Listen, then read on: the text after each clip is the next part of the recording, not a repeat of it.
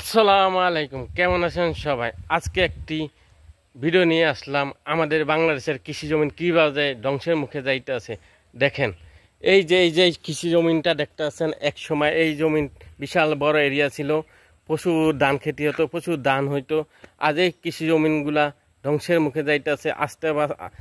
রাস্তার আশেপাশে যত বাড়ি ঘর দুয়ার আছে সব ভরাট হয়ে যাইতে আছে। রাস্তার পাশে যে কৃষি জমিনগুলো আছে ভাই, ওই কৃষি জমিনগুলা ভরাট করে বাড়ি ঘর হইতে আছে।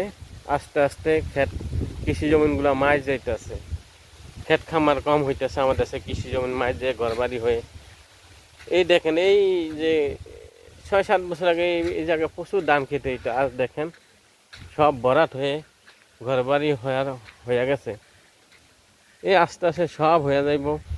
এই দেখেন ভাই, কিছু অংশে এটা আছে, এটিও আশা করা যায় এইটাও বেচা কিনি হয়ে যাইব, ঘর বাড়ি হয়ে যাইব।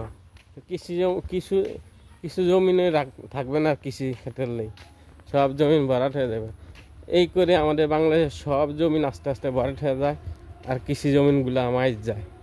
আমাদের ক্ষেত্রে দেশের ক্ষেত খামারগুলা আস্তে আস্তে ভরাট হয়ে ঘর বাড়ি হয়ে যায় ভাই। আর কিছুদিন পরে এই যে দেখেন, এই বিলটা মাইজ যাইব, ওই জায়গাটা ভরাট হয়ে গেল। তো এই কি মন্তব্য করবেন ভাই জানান, এই আর কি ভাই।